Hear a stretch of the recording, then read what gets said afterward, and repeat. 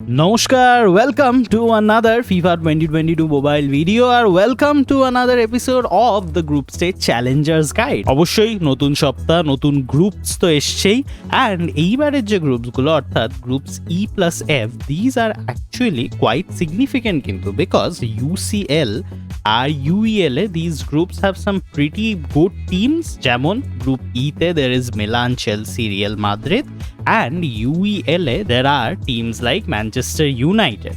তো সেই জায়গা থেকে দাঁড়িয়ে ন্যাচারালি across these rewards আমাদের expectations were pretty high in groups E+F. আমরা ভেবেছিলাম in the group stage challenges rewards বা generally in the player pool বেশ কিছু ইন্টারেস্টিং কার্ড আসতে চলেছে। এবারে অ্যাজ ইউজুয়াল তুমি জানোই প্রথমে আমরা কথা বলি অ্যাবাউট দ্য গ্রুপ স্টেজ চ্যালেঞ্জের রিওয়ার্ড সেকশন যেখানে দের ইজ আ নতুন পাথ নাও। এই ক্ষেত্রে this path starts off with 97 striker. Just quickly আমি এই কার্ডটাকে দেখে যেটুকু বুঝেছি this card is not going to be that much special worth at least not coming in the hidden gems definitely. তাছাড়া there is again a goalkeeper which is not a pretty big win for me in this sections at this point. 97 এর goalkeeper দেওয়া is kind of pointless and তারপরে অবশ্যই in UEL there are 94s at this point. These 94s are also not that special. With that, before we go to the 103s we have to talk about UEL এর 101s because এই জায়গাতে in the UEL they had chances to bring Manchester United cards again. মানুষজন expect করে Manchester United কার্ডই আসবে in the UEL group E+F and they have brought a 101 rated left back in their defense in Manchester United. কিন্তু this card actually however much we say যে ঠিক আছে কেন Manchester ইউনাইটেডের নামি কার্ডগুলো এলো না is not that bad. কারণ again যদিও 5 foot 7 inch height this card is a pretty interesting pick যদি তোমার কাছে রবার্টো কার্লোস না থাকে। again from the face value দেখাই যাচ্ছে যে this is a pretty well rounded card, good enough to the point যেখানে it warrants being 101 and that is really আমাদের expectation যেটুকু থাকে from this card. তাছাড়া অবশ্যই there is another card which is a CAM for a 101 CAM যে আবার has 5-star weak foot, 4-star skill moves and in terms of stats actually pretty decent physical on face value 95. This is good enough কারণ অনেক CAMই আছে যারা have কিন্তু relatively lower physical, so it's always good to see a 95 physical CAM with focus on agility and everything. Again these CAMs বা CDMs are definitely cards for specific teams or specific formations, এটা ঠিক, but the fact that এই ধরনের card has so many traits in terms of shots and everything, no matter what happens this card is going to be really good at finishing কারণ আবার এতগুলো trade finish shot থেকে শুরু করে long shot টেকার outside foot shot এগুলো কিন্তু board really well for a CAM and I actually really like this card even though this is a 101 card and this is not a card যেটা Manchester United থেকে এসছে। তাছাড়া অবশ্যই there are the 103s. এবারে the first one is a Chelsea ZH 103 rated right mid. On face value not a bad card at all, but the fact is যে তুমি একটা 103 card নিচ্ছ naturally your expectation would be that this card is a starter and সেই জায়গা থেকে দাঁড়িয়ে at least from an overview I am pretty disappointed.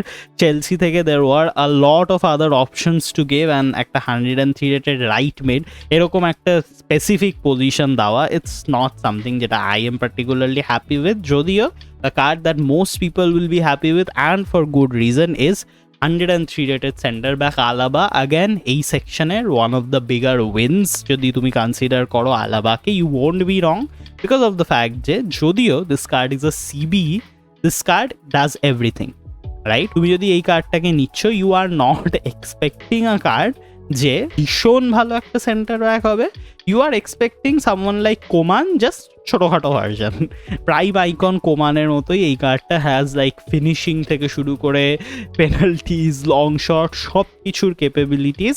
এবারে with that comes the question তাহলে কি ওর ডিফেন্ডিংটা যেটা ওর অ্যাকচুয়াল কাজ সেটা ভালোভাবে করতে পারবে? Actually you would be happy to know that this card has 120 defending which is really good. Physicalটা relatively lower, and the fact of the matter is this card is 5'11" অর্থাৎ relatively shorter. So these are going to be some things যেগুলো তোমাকে কিন্তু মাথায় রাখতে হবে.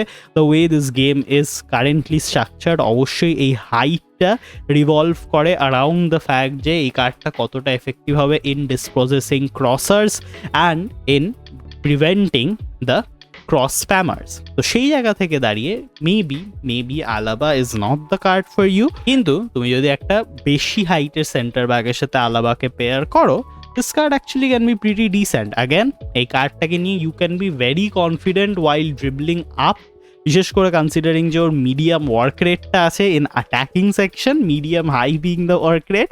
But again একটুখানি মাথায় রেখো যে যদি তুমি উঠেও যাও এই কার্ডটাকে নিয়ে in all the way up to centre line, তাহলে কিন্তু তাড়াতাড়ি আবার ওকে ফেরতও পাঠিয়ে দিও, আর সেন্টার লাইনের বেশি যেও না, মাঝ মাঠ থেকে কিন্তু আবার ফেরত চলে এসো, নাহলে আলাবাকে নিয়ে মুশকিল আছে। তো again with that we have come to the end of the group stage rewards. এবার again I really don't like group E+F rewards considering the expectations we had around it. Again প্রশ্ন থেকেই যায়, where are the cards that we expected, অর্থাৎ Ronaldo and সেই we will come to it. There is some information surrounding it, but তার আগে there is group stage offers, যেখানে অবশ্যই there is another round of cards. এই ক্ষেত্রে actually UEL surprisingly coming out on top with the top 2 cards being 103 rated Martial. আবার তুমি যদি মার্শিয়ালকে পাও বা তুমি যদি ওখান থেকে জিএচকে নাও, your best option is still going to be to sell these cards. I am not very confident in playing these cards in my main team as a starter. কেন এটাতে আমি আসছি, but there is a 100 rated center back as well, and this card also actually looks really good for his rating. 5'11" যদিও এখানে হাইটটা রয়েছে, but actually defending and physical are pretty good, they are not that bad. But অবশ্যই তুমি জানো যে the UEL offer is the least profitable offer যেটা এখানে রয়েছে। ইউইসিএল তোমাকে অ্যাটলিস্ট গ্যারেন্টিড কারেন্সি দেয় at milestones, at least UCL player বক্সের প্রথমটা is a guaranteed, but UEL is honestly a stroke of luck. And সেই জায়গা থেকে দাঁড়িয়ে যদি ইউইএল অফারে রোনাল্ডো আসতো, আমি একটু দুঃখই পেতাম। So I actually take it as a very positive thing যে UEL অফারে রোনাল্ডো আসেনি, because that would have been pretty sad. Speaking of that, in the UCL player box there is of course 104 rated CDM Tonali, again a really good card on face value আমি বলবো। I really don't think এরকম কোনো stat আছে যেটা stands out to me for 104, but again across the board 100 above is his stat lineup, which is pretty good. And obviously with our luck we never will reach 104s and 102s, but still if you do, সেই ক্ষেত্রে the best thing that I can recommend for any of these player boxes বা offers is তুমি যদি এই high rated কার্ডগুলোকে পাও, always তোমার first instinct should be টুক করে মার্কেটে ছেড়ে দিই, বিকজ অ্যাগেন দিস কার্ডস তোমার টিমের এরা যতটা ভ্যালু অ্যাড করবে, বিশেষ করে দি স্পেসিফিক পজিশন কার্ড, তার থেকে কিন্তু তারা তোমার টিমে মার্কেট ভ্যালু বেশি অ্যাড করার সম্ভাবনা রাখছে, because someone out there wants them. And এই যে মিলিয়নস অফ মার্কেট ভ্যালুটা, এটা can be well distributed across your team very easily. And again, as we sort of wrap up the GSC offers and the GSC rewards, একটা জিনিস যেটা I want to quickly elaborate on is কেন আমি বলছি এই 103 rated card দুটো are really not that great for me. It's because of the fact যে আবার if you want a left mid ধরো, সেই জন্য তোমার কিন্তু ইউইএল অফারটা খুলে মার্শিয়ালকে টার্গেট করা দরকারই নেই, বিকজ হিরোজ জার্নি থেকে you get one of the best, if not the best left mid in the game right now, and of course long term as well, that is Ginola. এই কার্ডটা is a absolutely free to play claim যদি তোমার কাছে exchange requirements গুলো থাকে, and যদি নাও থাকে you can slowly save up coins and get him for free to play. সেই জায়গা থেকে দাঁড়িয়ে it doesn't make sense for me to spend for Martial, and for someone like ZH honestly আমার genuinely মনে হয় taking a right mid as it stands in this game currently is really not that valuable, যেখানে there are right wingers like Di Maria who can do the job for both these positions. With that said, যদি তুমি সত্যি একটা right মিডের জায়গায় right উইঙ্গারকে না খেলাতে চাও and you really want to play a right mid, সেই জায়গা থেকে দাঁড়িয়ে honestly it makes much more sense for me to go for someone like Pinnacle 103 rated right mid Anthony. Again in terms of stats তুমি immediately লক্ষ্য করবে there is such a big difference with 123 pace, 121 agility and someone like JH with 108, 119. The fact of the matter is still cards which are pinnacle, still cards which are in hero's journey, which has a surprising comeback অবশ্যই, have better stats যেগুলো দরকার for these positions than এই group stage challenges যে কার্ডগুলো আসছে, at which point these 203s যারা এসছে এবারে group stage rewards এর নতুন গ্রুপগুলোতে they are extremely underwhelming for me and honestly I really cannot recommend going for group E+F। সত্যি কথা বলতে আমার মনে হয় এই মুহূর্তে দাঁড়িয়ে তোমার এখনো তুমি যেটা করে এসছো অর্থাৎ গ্রুপ স্টেজ পয়েন্ট বাছিয়ে পরের গ্রুপগুলোর জন্য অপেক্ষা করে এসছো সেটাই করা উচিত। In fact funny enough groups like group A+B looks much better to me now in perspective যখন আমরা গ্রুপস E+F কে দেখছি, because this group has again 103 left winger, which is really interesting. Again, not the best, but তাছাড়া there is a really solid right winger who has a really good comeback অবশ্যই তুমি জানো। and all in all তোমাকে যদি একটা group unlock করতেই হয় যেখান থেকে তুমি 103 নেবে সেখান থেকেই তুমি 101টাও নেওয়ার কথা ভাববে অবশ্যই পয়েন্ট বাঁচাতে। and সেই জায়গা থেকে দাঁড়িয়ে group A+B honestly on face value looks much better as of now as we progress through this week. আমরা এখন কোনো খরচা করছি না, আমরা আবার পয়েন্ট জমাচ্ছি, আমরা এগোচ্ছি hoping for a better set of cards in the next group অর্থাৎ G+H। এবং actually as we talk about the group G+H, the interesting question যেটা আমি আগেও আবার বলছিলাম is the fact যে তাহলে এই গ্রুপ E+F এর যেগুলো অ্যাকচুয়ালি স্টার কার্ড বা ইনফ্যাক্ট গ্রুপ G+H-এও যেখানে প্যারিস সেন্ট জার্মান আছে সেখানে যে স্টার কার্ডগুলো অর্থাৎ মেসি এদিকে রোনাল্ডো এই কার্ডগুলো কি তাহলে অ্যাকচুয়ালি আসবে না, বিকজ গ্রুপ স্টেজ রিওয়ার্ডস E+F-এ তো রোনাল্ডো এলো না। ফান ফ্যাক্ট, এটা রিলেটেড একটা লিক আমরা খুব রিসেন্টলি পেয়েছি। এরকম রিসেন্টলি শেয়ার করে এই লিস্টটা যেখানে you can see the cards যেগুলো আর গোয়িং টু কাম এই সামনের কয়েকটা সপ্তাহে in group stage challengers. And এখানে অবশ্যই তুমি প্রথমেই তো দেখতেই পাচ্ছ there is Messi, there is Ronaldo, and কিছু কিছু কার্ড যেগুলো অলরেডি এসে গেছে অবশ্যই আলাবা, জিএচ, এই Tonali, but there are still cards in this list down there like অবশ্যই Koke, like Marco Reus, Gomez, এই ধরনের কার্ডগুলো।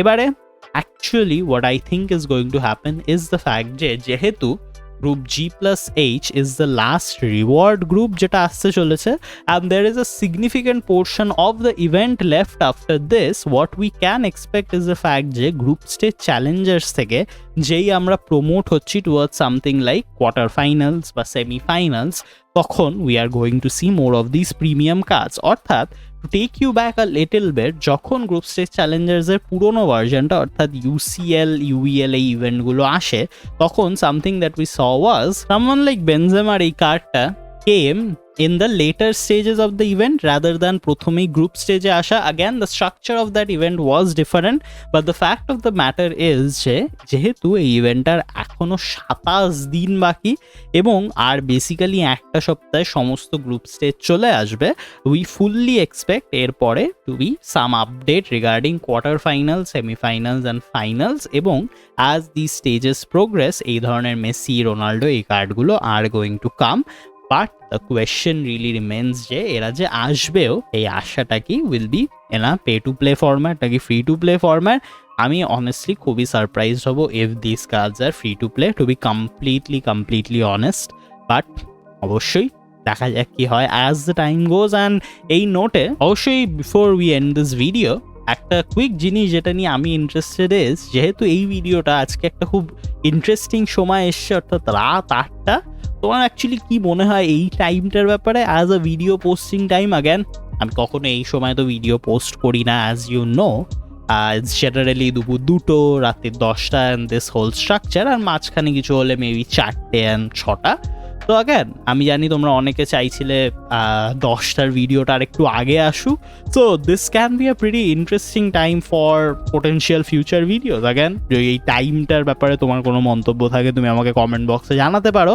অ্যান্ড অবশ্যই থ্যাংকস ফর ওয়াচিং। খুব তাড়াতাড়ি দেখা হবে একটা FIFA 2022 মোবাইল ভিডিওতে। Bye bye.